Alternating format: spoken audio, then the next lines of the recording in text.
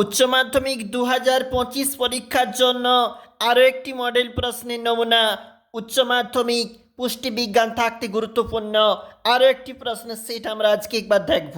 সঠিক উত্তরটি বেছে নিয়ে লেখো 1 × 21।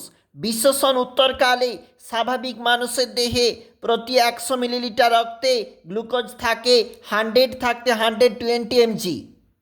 খাদ্যবস্তু শক্তিগত মূল্যায়ন যে যন্ত্রের সাহায্যে মাপা হয় তা হলো ক্যালোরিমিটার। সিগময়েড কোলন পৌষ্টিকনালী যে অংশে পাওয়া যায় তা হলো বৃহদন্ত্র। ইনসুলিন রক্তে কিসের পরিমাণ নিয়ন্ত্রণ করে? উত্তরটা হচ্ছে শর্করা। চলে যাচ্ছি পরের যে পৃষ্ঠাটা আমাদের রয়েছে, দেখো অবশ্যই গুরুত্বপূর্ণ প্রতিটি প্রশ্ন এখানে রয়েছে।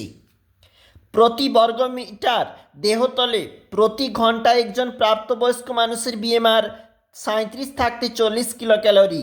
পাকস্থলী যে কোষ থেকে খরিত হরমোনকে বলা হয় গ্যাস্ট্রিন। আমাদের দেশে গর্ভবতী মহিলারা যে শিশু জন্ম দেয় তার গড় ওজন 2.5 কেজি। মাতৃদুগ্ধে যে উপাদানটি শিশুর মস্তিষ্ক বিকাশে সহায়ক সেটি হলো ট্রিপ্টোফ্যান।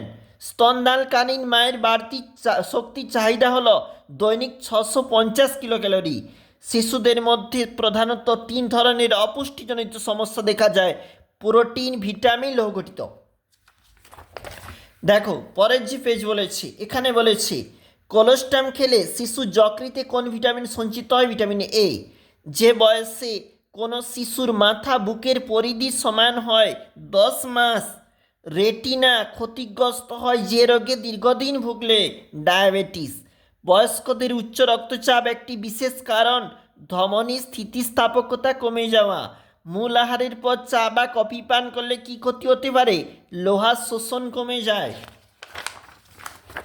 পরের পেজটা একটু দেখছি, দেখো কি বলেছি। এনআইএন এর গবেষণাগার অবস্থিত হায়দ্রাবাদে। প্রাপ্তবয়স্ক লোকের 100 মিলিগ্রাম যেখানে ml রক্তে হিমোগ্লোবিনের পরিমাণ, দেখো option number C right answer. রান্না শিক্ষা প্রদর্শন একটি গুরুত্বপূর্ণ উপযোগিতা হলো, আমাদের এখানে অবশ্যই উত্তরটা পুষ্টিগুণ বজায় রেখে রান্না করা। শিয়াল কাটা বীজের তেল দীর্ঘদিন সেবন করলে যে রোগ হয়? পক্ষাঘাত।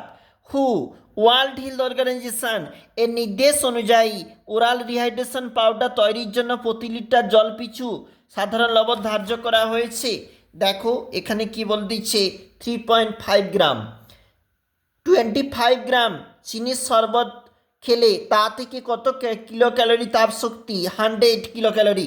এছাড়াও গুরুত্বপূর্ণ প্রশ্ন রয়েছে, তোমরা কিন্তু অবশ্যই দেখবে।